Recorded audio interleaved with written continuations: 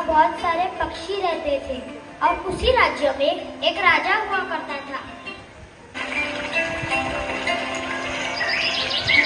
पक्षीगढ़ एक ऐसा राज्य था जहाँ बहुत सारे पक्षी रहते थे और उसी राज्य में एक राजा हुआ करता था जो कि किसानों पर अत्याचार किया करता था। तो आइए देखते हैं एक लघु नाटिका।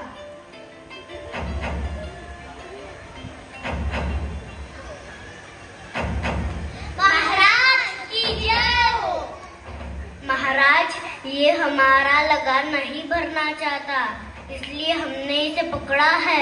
अब आप ही बताइए इसका क्या किया जाए। क्या नाम है तुम्हारा? मेरा नाम रघु है महाराज। रघु, तुम लगान क्यों नहीं भरना चाहते? महाराज, हम जितना भी कमाते हैं वो तो लगान भरने में चला जाता है। हमें रोज आधा पेट ही खाने को मिलता है और मुझे और मेरे परिवार के लोगों को एक वक्त का ही भोजन प्राप्त होता है महाराज। ठीक है, आज से तुम्हें आधा पेट नहीं रहना पड़ेगा। आज से तुम्हें खाने को ही ना मिले, इसका बंदोबस्त हम कर देते हैं। सिपाहियों, ले जाओ इसे और काल कोठरी में बंद कर दो। माफ कीजिए महाराज, माफ कीजिए। सिपाहियों, ले जाओ इसे। माफ कीजिए महाराज, ऐसा जुलूम मत कीजिए। सिपाहियों, सभी गाँव वालों से कह दो कि जो भी लगान नहीं भरेगा उसे काल कोठरी में डाल दिया जाएगा। जी महाराज।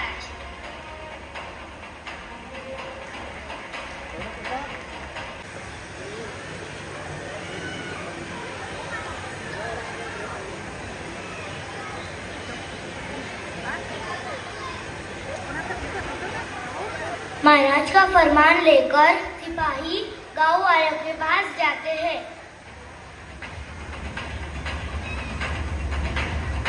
सुनो सुनो गाँव वालों, सुनो। राजा जी के हुक्म द्वारा ये घोषित किया जाता है, हर 3 महीने के बाद गांव के हर घर से 10 किलो अनाज लगान के तौर पर वसूल किया जाएगा। इसमें थोड़ा भी अनाज कम मिलता है काल कोठरी में डाल दिया जाएगा।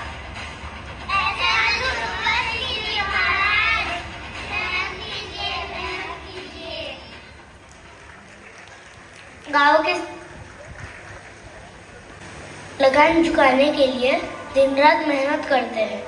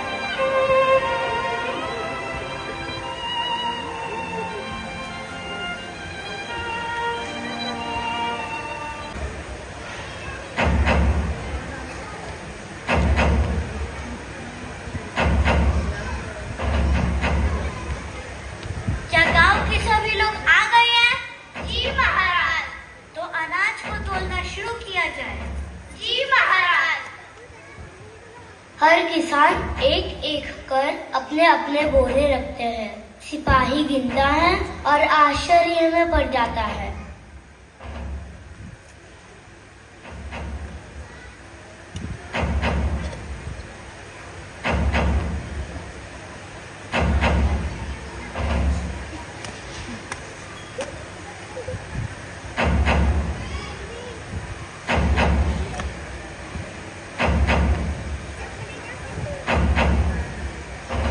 महाराज, सभी के अनाज में 10 किलो से कम है। किसी के इसमें 100 ग्राम कम है तो किसी के इसमें 150 ग्राम कम है। क्या तुम लोगों ने मेरा फरमान नहीं सुना कि 10 किलो से कम अनाज होने पर काल कोठरी में डाल दिया जाएगा? महाराज, हम सब जानते हैं, हम सब ने आपके हुक्म के अनुसार अनाज बराबर 10 किलो ही निकाला था, तो सुखाया भी था। महाराज तू बता रही सबके दुकान में थोड़ा थोड़ा अनाज कम कैसे हो गया? बताना ही महाराज। महाराज मुझे लगता है ये सब पक्षियों का काम है। पक्षियों का? वो कैसे भला? महाराज हम लोग अपने अपने अनाज को सुखाने के लिए खुले आंगन में डाला करते थे। लगता है तभी पक्षी आकर उन अनाज से कुछ अनाज खा लिया करते थे। महाराज ये सच कह रहा है, गांव में सचमुच पक्षियों की संख्या बढ़ गई है। इसका मतलब इसमें किसानों की कोई गलती नहीं बल्कि पक्षियों की है। सिपाहियों, चाहे किसी भी तरह से जितने भी लोग लगते हो उतने लोगों को साथ में लेकर इस गांव से पक्षियों को दूर भगा दिया जाए। हमारे गांव में एक भी पक्षी नहीं होना चाहिए। हम किसी को भी हिस्सा नहीं देंगे। जाओ गांव से पक्षियों को भगा दो। जैसी आपकी आज्ञा महाराज। आदेश का पालन करते हुए सभी सिपाही और गांव वाले पक्षियों को भगाने में जुट जाते हैं। महाराज की जय हो। महाराज हमने गांव के सभी पक्षियों को उड़ा दिया है, गांव से भगा दिया है। अब गांव में एक भी पक्षी आपको दिखाई नहीं देगा। बहुत अच्छे। अब मेरे आए अनाज से कोई भी पक्षी दाना लेके नहीं जा सकता। मेरा प्राप्त लगान कम नहीं हो सकता।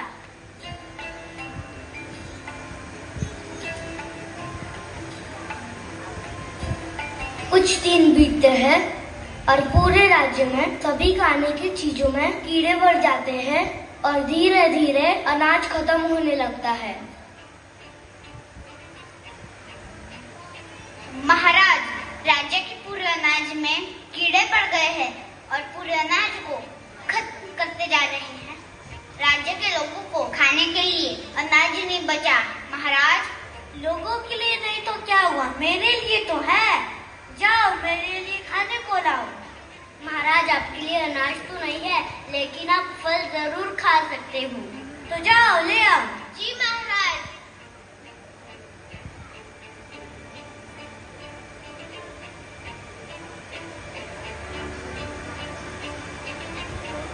राजा फल खाता है और उस फल में कीड़े और जंतु होने के कारण राजा बीमार पड़ जाता है।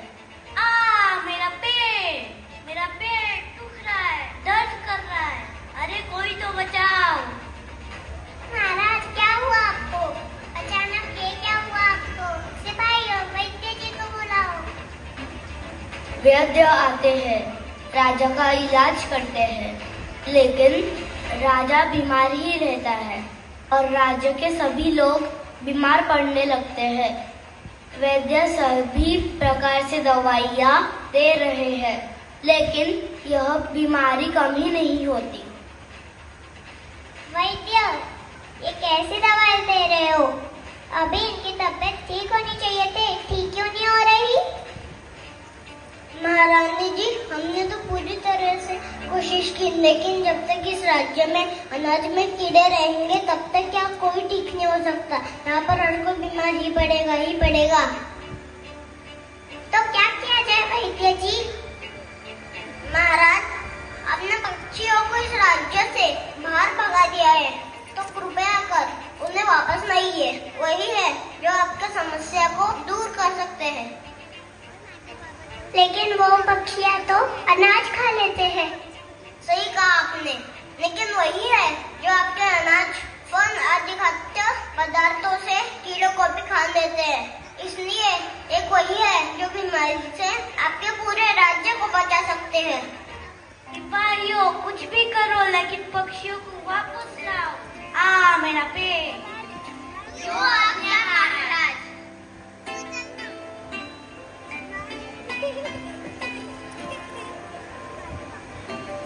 तभी लोग पक्षियों को बुलाने के लिए प्रयास शुरू करते हैं।